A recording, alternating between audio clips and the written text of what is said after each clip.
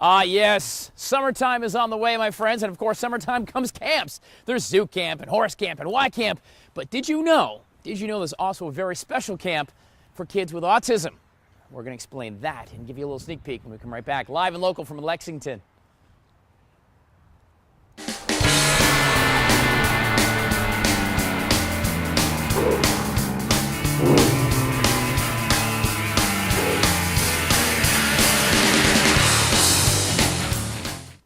Well, guys, the numbers somewhat float around, but a very commonly accepted number is 1 in 68 children. 1 in 68 have some form of autism. That's a huge number, and in fact, it impacts boys more than girls.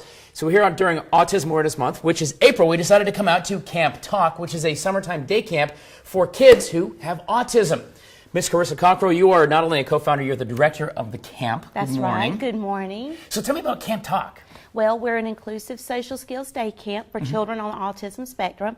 We serve kids that have autism level 1, which is formerly known as Asperger's or PDD-NOS. We take higher functioning kids, put them in settings that might be a little uncomfortable so that they can practice social skills and try new things. We've taken them up in hot air balloons. Oh, wow. We've taken them around. I do not like those, for the record. I know. We've taken them around Columbia flying in airplanes. That is awesome. We kayak and canoe. We do anything silly and crazy that we can think of to do. But we work heavily on team building and making friends and that type of thing. Now, you mentioned level 1. There's 3 levels of autism. Level 3 is the highest, where you don't speak or anything like that. The Asperger's, or level 1 as it is now, is just that some social, maybe awkwardness, I guess, for lack of a better term, but trying to reacclimate them in. And I guess I want you to tell me a little bit about autism, what it actually means, because when you think of autism, a lot of people may think of Rain Man. Of course, characters. Dustin Hoffman's character had autism there, and you remember the Judge Wapner and the repeating and the OCD kind of thing. But is that reality, or is that kind of enhanced for movies? I think it's enhanced. It's so different from child to child. Everyone is so different in how they react and how they're affected. Some children just have social skill deficits in that they have trouble making friends, they have trouble maintaining conversations. They might get fixated on a certain topic of their high interest. Some kids like dinosaurs, army men, whatever, and that's all they want to talk about. And mostly it's just speech delays and language delays for some of our kids. It sounds like a lot of this stuff can be overcome. I mean, you can kind of teach the socialization. You can teach maybe some of that stuff. Maybe obviously it's not a sentence that parents wants to hear, but it's not a life sentence, so to speak, I guess it sounds like, from what you're saying. Well, early intervention is critical. The therapy early on, and as much as possible, is just critical and important. Given chances to practice social skills like we do at Camp Talk, that's important, because without being able to practice, you can't develop them. Perfect. Right. Carissa Cockrell, the director, one of the co-founders of Camp Talk here in Lexington, a day camp for kids with level 1 autism. This morning we're going to talk about some of the success stories about that, as well as meet a young doctor who has a daughter, which is a bit unique, because it's usually a guy thing, I guess, or boy thing that affects more than women. So we're going to talk about that as well. And continue on with Camp Talk. Details for you at WACH.com. You can also check out camptalk.org if you want information on autism, the camp, and some great resources there as well. We're live and local in Lexington. Stay with us. We're coming back from Camp Talk. In 2009, David Cockrell and his wife Carissa decided they were going to start a camp, a very special camp, a camp for kids with autism. Camp Talk in 2009 was born. David Cockrell, first of all, good morning, my friends. Good morning. We learned a little bit about Camp Talk earlier. Great stuff, for level 1 autism kids, about 10 years old, right? 10 to 18-ish? Around 10 to high school seniors. Perfect. Which is a little over 18 sometimes. Now, we talked a couple of seconds ago, but nobody really wants to have the conversation with your doctor, your child has autism, but it doesn't necessarily mean a life of hardship. There's a lot of great success stories, right? We've got a number of great success stories, and no, it doesn't necessarily mean that you focus on the things you can't do. That's the worst thing anybody can do. My favorite story is one that's real close to my heart, is a young man that started struggling in middle school and didn't really have a lot of hope, it looked like, for graduating high school. Sure. They discussed with his parents putting him on certificate track and not really graduating.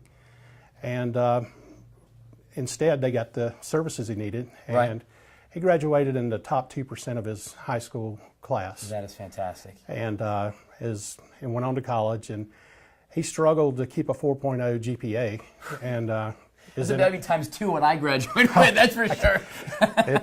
It's just amazing, and he's in a technical field and has a bright future ahead of him, and it doesn't look like what his parents ever planned, but it's a whole lot brighter than they ever planned at the same time. So, you know, and it really is, especially on level 1 anyway, it really is kind of just defeating some of the basics of, you know, the integration in society, getting over maybe some stereotypes for sure, but just accenting the strengths, because everybody has their own gifts no matter what deficit we have. We all have deficits of some Absolutely. sort. Yeah, and again, if you focus on what you can't do, you know, you're probably going to feel defeated. It's kind of, I think Einstein said, imagine how a fish would feel if he were measured on how well he could climb a tree. And that is brilliant. Yes, and it's and that kind of sums it up. It's and too often, you know, we get caught up in IEP meetings and therapy and almost like a quick fix as opposed to actually treating the actual issue, right? Well, we're so busy doing that, we kind of lose sight of the important things. You know, the having a friend, or you know, and meeting somebody while you're in a doctor's waiting room is not quite like flying an airplane around Columbia. Not at all. Not at all. And those things, you build a common interest, and a lot of our campers stay in touch through Facebook and just stay in contact throughout the year. It's about that connection here at Camp Talk. That's exactly that's what it's about, is getting off the couch and getting moving around. Sure. Camp Talk, of course, for kids with autism, and you can come talk to David Cockrell and his team. It's a great place. Kids come in and integrate themselves, be in the middle of society, have some fun. You guys do go-kart races and fly airplanes and stuff like that. It is pretty cool. Details at camptalk.org, also watch.com. We're going to continue on learning more about autism, the reality from people who deal with it all the time right here at Camp Talk as we celebrate Autism Awareness Month, to do what you can do to help diagnose and also help deal with and help these kids reintegrate and be perfect. Perfect kids they are. Stay with us. We're coming back. Guys, autism can strike up to 1 in 68 families. A diagnosis of autism, one of the 3 levels of the spectrum, 1, 2, or 3. But just like any child who is perfect, no matter what a diagnosis may be, a child is certainly perfect in their own way and their own strengths. And the thing about autism is you don't know who it's going to strike. They don't know what causes it. There's not any triggers. Dr. J.C. Mubarak, your 5-year-old, Bella Grace, is diagnosed with autism. Yes, sir. Tell me about that, you know, kind of leading up to that. You know, she's born, you guys have a beautiful, bouncing baby girl. Right. Lead me up to that, doctor. Well, first of all, we wanted, just like any other parent, to have a normal, healthy child. And we did all the necessary precautions that we felt were necessary to have that. And we did a complete natural birth, no medication. We chose not to vaccinate. We even breastfed I didn't breastfeed. My wife breastfed for 7 months. I'm tracking, Doc. But anyways, Bella Grace from the get-go, she looked healthy, but very tough baby. Very colicky, had to be held all the time. Wanted to, would hardly ever sleep. We were up constantly. And then when we transitioned her to formula at 7 months, she did horrible on formula, constantly just constipated. Right around 12 to 14 months, we noticed that she wasn't progressing. In fact, we saw some regression in her language. She she only had maybe 5 words at that time. She started to lose those words. I mean, she could say ball, and then later she couldn't say it. And then the sleeping got really horrible. I mean, she'd be up every morning from 2 a.m. to about 5 a.m. And talk about a strain on your marriage. But, you know, we stuck together, we prayed a lot, and we got through that.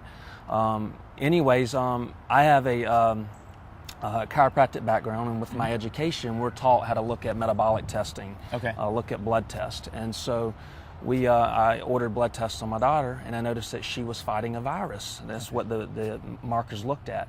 And so after that, I looked for a solution. I found Dr. Michael Goldberg, who's a pediatrician out in Tarzana, California, right outside of LA. And he has helped us tremendously.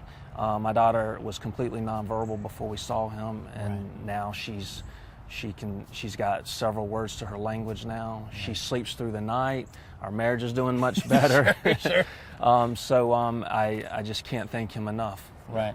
You know, it is interesting because you don't know. It's not a behavior thing. Autism doesn't know any socioeconomical situations. It doesn't appear, that I know of anyway, that has to do with any geographical location in the country. I mean, it can happen. 1 in 68 kids, give or take, is a huge number. you know, to be impacted by that. So she's 5 now. How's she doing now? She's doing fantastic, and the school systems around here are very great. District 5, and I hear District 1 is very good. And so, in all the services that are now provided, so catching this as early as possible is really key to helping these kids as much as possible. Sure. Guys, April is Autism Awareness Month, and today actually we're live at Camp t.a.l.k. in Lexington, a fantastic place for kids over 10 years old to come in and spend some summer times integrating, interacting, and having some fun. But we come back in about 20 minutes. We're going to continue with Dr. Mubarak and just talk about some of the vaccines and maybe some of the studies you've done, because with your education background and your medical background, you've done some research yourself. Exactly. And some interesting findings he has as well. So stay with us. We're going to come back live and local from Camp t.a.l.k. in Lexington, talking about autism and Autism Awareness Month. Stay with us. Well, guys, you know, through the 1990s and early 2000s, vaccines were commonly thought to maybe play a part in the diagnosis of autism, as 1 in 68 children are diagnosed, and more boys than girls, as a matter of fact. But more recent studies are saying maybe that's not quite the case. Dr. Jason Mubarak, now you're a chiropractor, but you have a medical background, and what drives your passion is your 5-year-old who's diagnosed with autism. Yes. So you've taken that medical background and done your own research and trying to figure out and try to help others with the same kind of diagnosis, right? Absolutely. Yeah, when we searched for a solution as to what was looked like my daughter was fighting a virus, we found a book called The Myth of Autism that was authored by Dr. Michael Goldberg. Okay. And as I read that book and did studies, one thing that Dr. Goldberg says that we need to do is stop treating autism like it's a developmental problem, that this is a disease where the immune system is dysfunctional and it's attacking parts of the brain, and it's decreasing blood flow to the temporal lobes of the brain. And that's opening it up for viruses. Okay. We typically handle viruses every day. I mean, right now, you and I are fighting viruses as we speak. Sure. The chickenpox virus lays dormant in the nervous system, but your body keeps it under control, and so that's why we don't end up with chickenpox all the time or shingles. Right. Now, you actually didn't do any vaccines or anything like that, right? Or you, not initially? No, and we didn't vaccinate, and because we thought it did cause autism, and we have found that it does not cause autism, but there needs to be proper testing because these kids are sick. We're seeing that the immune system is attacking parts of the brain, and so we need to make sure that there's proper testing available for these kids to make sure that they can handle proper vaccinations. Okay. So it's not going to be just the same for everybody, not like you just come through and just get vaccinated, every kid is the same, because they're really not, right? Right, exactly. So we need to make sure that these kids can handle it, and we should probably spread out these vaccines to where you're not just throwing a huge concoction on these kids all at once and adding fuel to the fire. But we got to get the temporal lobes of the brain working properly. Okay. We use special medications, SSRI medications, that keeps serotonin in the brain long enough to help stimulate blood flow to those temporal lobes. And then chiropractic adjustments have been proven too to improve interference, to reduce the interference to the nervous system, stimulating those temporal lobes. And then we got to treat the viruses. Sure. And most importantly, we have to calm down this immune system, and that's by taking away the food triggers. Okay. So we get them off all dairy, get them off wheat, not just wheat, but we got to get them off all whole grains. Are these all children, or just children who may have some risk and danger signs of autism? Well, I mean, if we ran tests on all these children, we would probably see that their immune system is ramped up, so to speak. Right. And so we can see if there's a bacteria that's attacking parts of their body or a virus, and then this way we'd know how to treat it appropriately. Sure. Dr. Jason Mubarak here, Bigby Chiropractic, where you're employed, but of course your passion drives from your 5-year-old daughter, Bella Grace. Name of that book again real quick. The Myth of Autism. Myth of Autism. There you go, guys. We're going to continue on here at Camp t.a.l.k. April is Autism Awareness Month as well. Thank you for sharing your story of your young, beautiful daughter. Thank you. Of course, your research, I'm sure, is going to be helpful to folks who may be looking at the same issues as well. We're going to continue on here from Camp t.a.l.k. Tell you about what makes this camp so very special in Lexington when we come back. Stay with us. We're 20 minutes out from the next one. Guys, since 2009, Camp t.a.l.k. has given a very unique, very awesome, very important opportunity to campers to come out and enjoy being a kid. We're talking about autism and Autism Awareness Month. 1 in 68 kids are diagnosed with autism. David Cockrow, one of the founders of Camp t.a.l.k. And that really, what does t.a.l.k. stand for, by the way? It's an acronym for Teaching, Advocacy, and Life Skills to Kids. I love it. I love it. So your mission really is to take kids with level 1 autism, which a lot of times it's just a kind of integration. They're more, they're probably just more introspective as opposed to being introverted, right? Right. Typically these kids have, they've had their fill of doctor's appointments and therapies, and this is just an opportunity to get out of the house and hang out with some guys that have similar interest, and just come out here and be a kid for a little while. Put all the clinical stuff aside, and let's just experience life together. And now, you and I met first time we came out, and obviously here at Camp Talk, it was in session a few years ago. But that day, that was so cool. There was music therapy. You guys were singing songs and tambourines and all that. We have music therapy come in. Key Changes music therapy with Nat Mullets. She comes out, and we also have pals. They bring their service dogs out. And I love our friends at Pals, or Jennifer and that whole crew. I love Pals. A great mission for sure. And the idea is just at the same time we're bringing people in, we're telling them about autism, and not necessarily those guys, they're familiar with it, but some of our field trips, you know, the first question they ask is, what is it? Right. And well, there are some common, you know, because honestly, you do. You think, when I think of autism, the go-to, at least certainly my age, is Rain Man. I mean, because that's like probably the first time someone who isn't dealing with it daily has experience with it, for sure. Yeah, I mean, these are, actually the diagnosis should be at the bottom of the list, and too often the kids feel like their diagnosis is the first thing. I'm a kid with autism. Sure. And that's not the case. It's they're, you know, they like guns, whatever they like, toys, and guns, gods, girls, you know, all the important ones. And at the end of the list, and fast cars. Yes. And at the end of the list, by the way, they have this diagnosis. Sure. And, it's not their description. So. The other thing you guys do at Camp Talk as well is you give support to parents as well, because it's not just the kids when you have autism. You know, obviously it's a lifelong thing as well. But I know you have support channels for parents as well.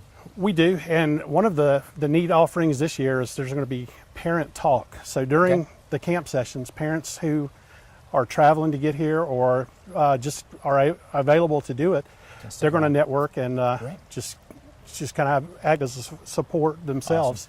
Awesome. We got to run here, David. Thank you very much. Details. Thank you very much. camptalk.org for this great, also great links as well. But this really, really cool special camp gets you in here. And if you're curious about it, if you have a family member or somebody tied with autism, certainly David Cockrell and his family and team give you some resources and come hang out with these guys. We're talking go-karts and fun, basketball. It's a lot of fun. Stay with us. We're coming back live and local on Good Day Columbia until 9 o'clock.